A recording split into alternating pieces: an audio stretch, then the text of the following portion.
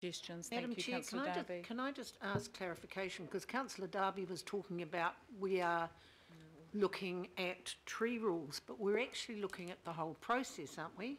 We Because, are, I which mean, will my include concern that. would be if we only looked at that, because, I mean, like Councillor Darby's saying, he wants a view of this one. I mean, I've got one up north I could really have a review of as well. I'm hoping that this will be part of a huge review about what we do. It's Good, all, thank That's you. pretty It's much just that what I think Councillor we're Darby saying. kept saying Okay. tree rules. absolutely. So just to let people know, I've got Councillor Cooper, Watson, Fletcher, Walker and Clow, and it is now 12:23. We have members of the public waiting to speak and an exceedingly long agenda in front of us. Can you please keep your speaking times, and Councillor Lee, and Councillor Brewer, councillors? 1 minute speeches. So I'll be brief. here's One the, minute. Yeah. that would be good. Here's the thing. At the end of these meetings, everyone always gives me a hard time for the fact that the meeting's taken all day. I've asked you to help me manage that time. It's in your hands. Councillor Cooper. Thank you, Madam Chair. Couple of items of clarification first. Just Member Taipari was intimating that the Commissioner making the notification decision was the same person as made the decision. It was not. There were two separate Commissioners. So that clears that up. Correction, that was Member Lee. Okay. No.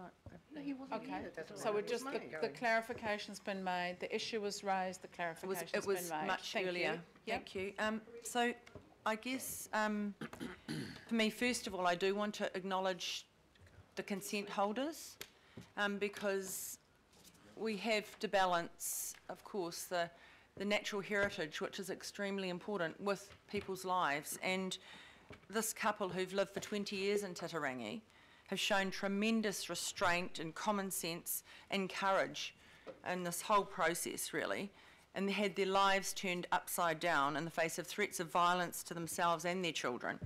And they've risen above that grandstanding by local and central government politicians and come up with quite a sensible solution, and thank goodness, because it was a terrible standoff where nobody could really win. So I want to acknowledge them for that. I think with this recommendation, what we have the opportunity to do is to, once we have a unitary plan in place, when we're developing those rules around that, really get very robust about those rules, especially around our SEAs. And even though that in the planner's report, the Waitakere Ranges Heritage Area Act, which I'll remind some people who criticise me, I did vote for in Waitakere, to actually really put that right in there and make sure it is really, really considered. To have very strong rules around that, things like making sure we absolutely consult, not just sending a list of what consents are going on to the local board, but in particular the Waitakere Ranges area, because that very boundary was based on the Waitakere Ranges Heritage Area. That was absolutely the consideration when that local board, even though it had not enough people in it and all those considerations, the Act trumped that. So that's why it's really important that they are absolutely part of that process, and whatever we have to do to change that, I think we need to do. I think also when we have lots of jumping up and down about how much things cost and get rid of staff, let's be efficient, etc., we have the same cries here that it must be done thoroughly, it must be done well. We see how many consents are done. I cannot honestly see every single one of those consents coming for notification decision to the committee, and we've already had a judicial review from an outside organisation which overturned a hearings decision on notification. So I'd hate to see that happening every time on thousands and thousands. So we need to develop some really sensible rules around notification. So that's why I support this, Madam Chair. And, you know, it has taken quite a huge public input to get to this point, but that's good. People have been heard, and I think that's really important. Thank you. Madam Chair. Thank you. Just that matter that was raised about me, I never mentioned Pūtakawas today, and No, shouldn't say anything like that. No, it wasn't Pūtakawas, it was around, sorry, point of clarification, Madam Chair, because this gets silly. We talked about who makes the decision, who makes the notification, commissioner, and who makes the decision, and it was said that it's the same person. It's two different people in this case. Mr Oakle said it was one Okay, person, okay. No, he didn't. didn't you? Do we need to re-clarify that? I've clarified it because I've looked at the two Two. documents. Shall I clarify for you? So there are two consents, Justin 40 Gray. and 42. One commissioner made the notification decision and the ultimate decision for number 40, and a separate commissioner made a notification decision and the ultimate decision for number 42. Okay, So there are two separate commissioners, but they relate to two separate consents. okay. Councillor Watson. Thank you, Madam Chair, and I'll be quick. I've just got 3 points to make, and one really goes just thinking if I was a member of the public or sitting in the gallery and wondering what this motion means. I mean, is it going to mean at the end of it that next time Auckland Council has 2 big kauri trees on their own land they own, and a 500-year-old kauri tree on a private property, there's going to be a different outcome? I mean, that's what the question I'd be asking. To that extent, I think Councillor Casey's amendment is entirely complementary, because basically what it's asking us, and we've heard a lot about the officers needing direction or suffering from the rules and sort of guidelines that we set. Well, let's send a clear message here and saying, instances like that, we oppose it. So you're not a member of staff, you're not a commissioner. You're a councillor, you're an elected member for the public. Send a clear message in so the staff don't have any doubt in the future.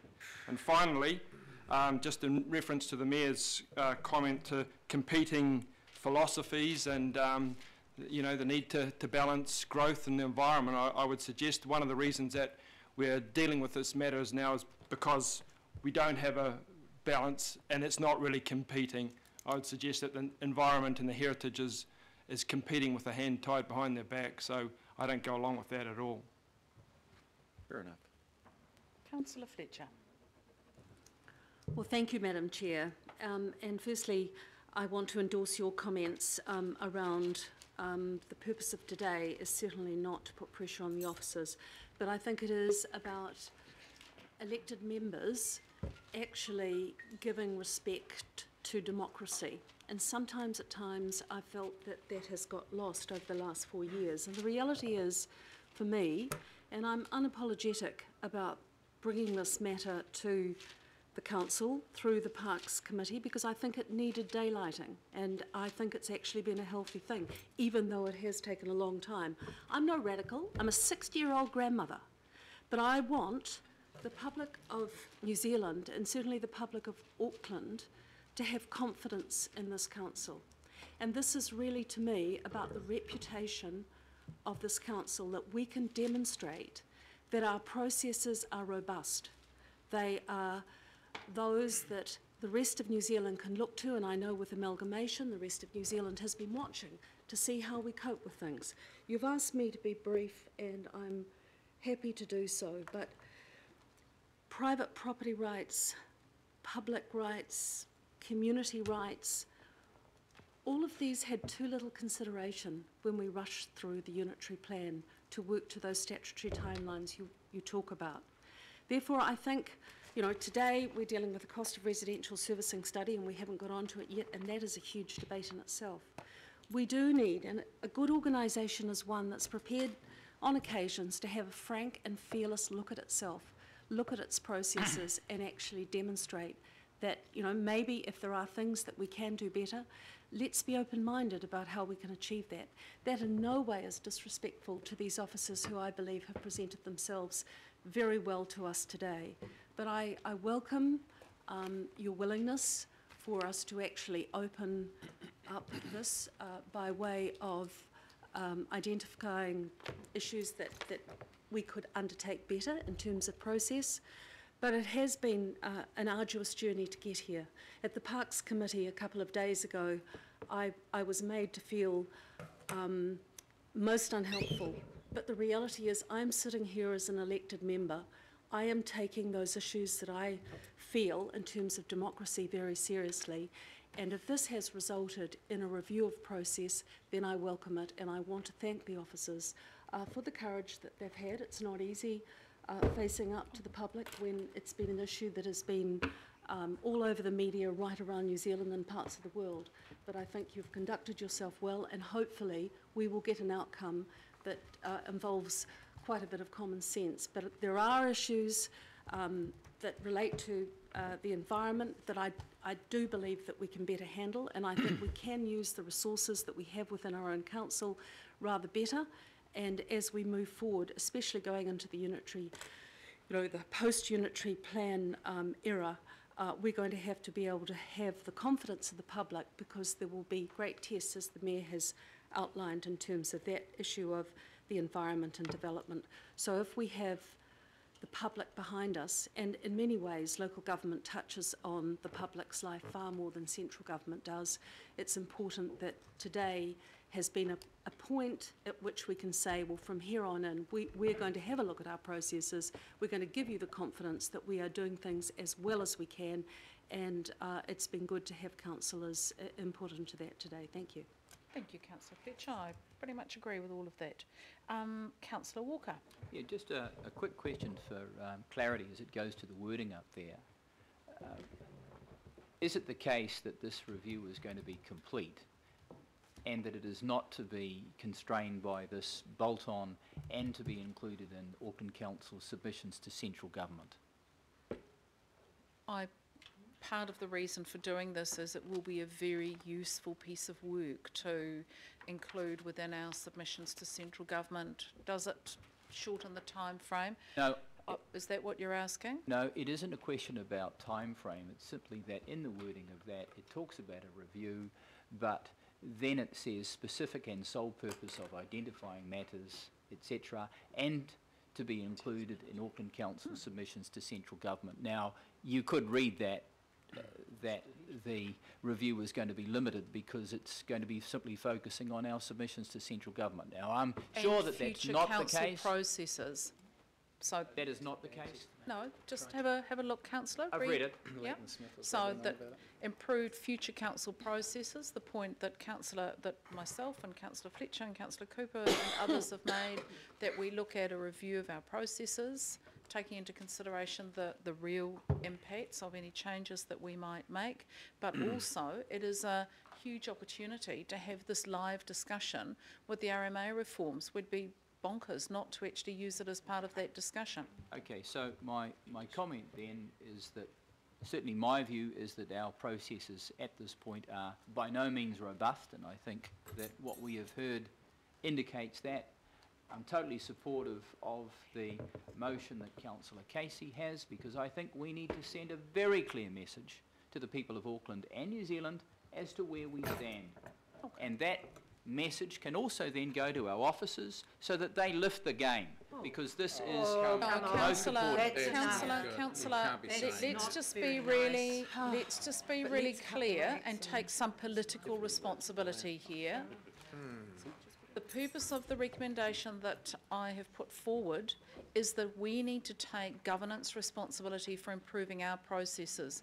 Our staff do what we require them to do, and it's unfair to make the point that we now need to instruct people to do things differently. We need to make changes to our governance processes.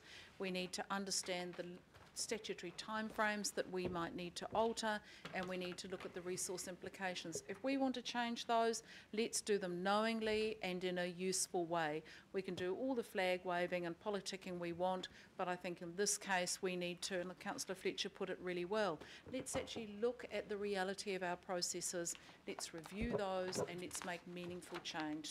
And change the culture where it's okay to ask questions. Indeed. So, Councillor, let's move on. Councillor Clow.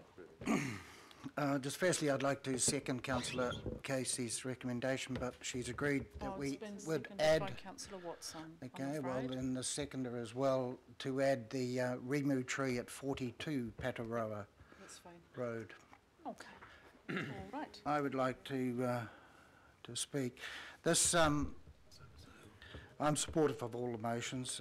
I will say this came to my attention, not that I'm the local ward councillor because I represent the foe, but this came to my attention well over a year ago, where a few people came to me, and specifically the neighbour at 38 Poteroa Road approached me with their frustrations and disbelief that this was going ahead. I will say all I could really point out to them, having gone through the process with them, that they had to look at private action, seemed to be the long-term only way of dealing with this. However, I did suggest they work very closely with the local board and also the Waitakere Rangers Protection Society to just highlight and bring whatever needed to be brought to bear on this process.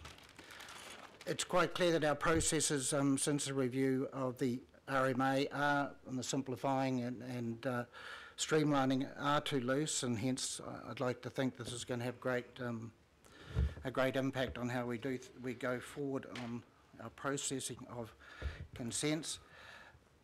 The issue of the Kauri dieback, it does scare me a little bit that biosecurity have had very little to do with this consent, and indeed perhaps many consents. And just as an aside that hasn't been really discussed much, but Auckland Transport allowing access to this site fairly without too much consideration, I would suggest, is of major concern, because we're talking about two kauri that are much larger and much more significant than the one we're even talking about that are up on the top of the road. And if they've been allowed access just to go between them and don't worry about it, put your big trucks there, etc., that worries me just as a process in itself. I want to say congratulations to the local residents and activists who've got behind this whole thing, because I think this could be a little watershed event. It has had national acclaim, and it's nice to see national acclaim that isn't over a sculpture in New Lynn, but over a much more important thing, which is the trees. So I think this will affect our processes. I'd like to think it is actually going to have some impact on the RMA going forward. And quite clearly, it's good to see that maybe the Waitakere Rangers Heritage Act is going to be given a little bit more weight and consideration for anything involved within the area. The Mayor was talking about, and some of us have talked about, the developers, and yes, it is great that they've come forward with their compromise, but I just want to say that we must remember this compromise that they've come up with only happened because of the protest. That's right. Okay, so that is really important, and I want to say take my hats off to the protesters for this, and I'm not going to go on about the ports of Auckland, but I think this is a small issue in many ways compared to what's going to happen when they start trying to put the pylon down on the ports of Auckland. And I think we need, as councillors, need to be aware that we need to think about instructing the ports of Auckland to stop doing that, because that is a major. Isn't this inciting? No, we're not going to. I'm not going to have any discussion on extraneous issues. We do need to move on and stay focused. Councillor Lee. Yes, Madam Chair, and I agree with Councillor Clow, and I think in terms of the Casey motion, I think it would be extremely reckless of this council not to support the protection of the Kauri, given the widespread public concerns and given the genuine concerns of the Minister of Conservation carrying out her statutory role. Madam Chair, I'm not going to raise the issue of the reclamation of the Waitemata Harbour, but I will say this. I won't go into it, but there is a pattern that this council is exhibiting in terms of resource consenting and non-notification of resource consenting, and the proverbial has hit the fan with this particular issue. This was bound to happen sooner or later, and I think we need to learn from it, and I trust and hope that this will be a genuine review, not a cover-up, not an apology, but a genuine review to reset our processes more in line with public expectations and more in line with the wording of the legislation that Parliament has given to us.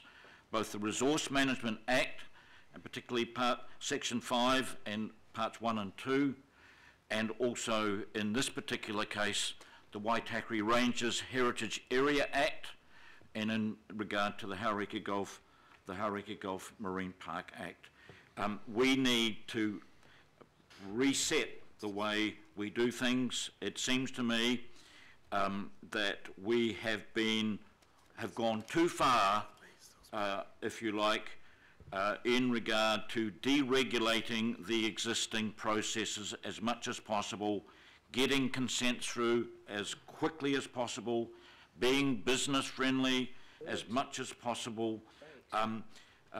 But in our haste to do that, I think we are sailing extremely close to the wind.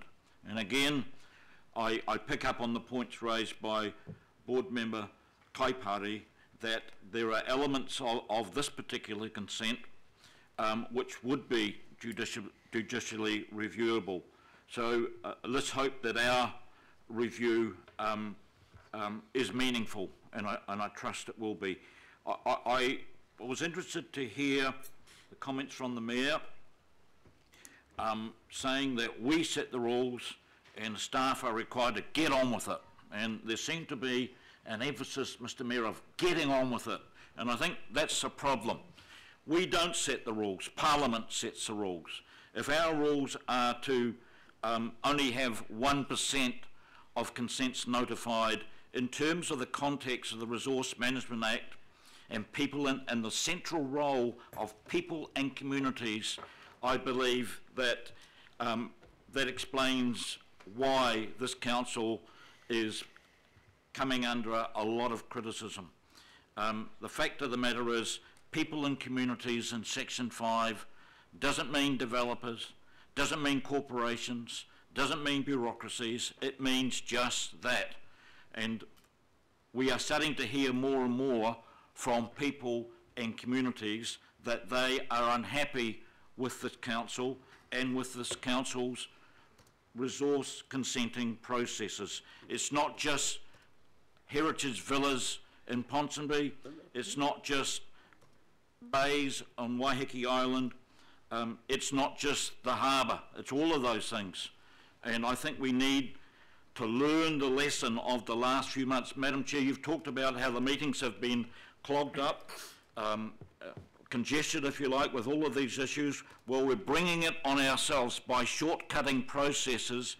There is ramifications that we are having to deal with, and be better if the ample legal justification for notifying a consent and giving everyone the right to have a say was utilised by these independent commissioners. I think that would save this council a lot of time and strife, and our ratepayers a lot of angst. I've heard a lot of talk about property rights of developers and all that sort of stuff, but neighbours have property rights too, and the community have civil rights. And this endless approach of non-notification, imposing decisions on communities and neighbourhoods amounts to a stealing, if you like, of people's civil rights. And Mr. Mayor and councillors, you can get away with that for a certain amount of time, but in the end, the public will have their say. Thank you very much.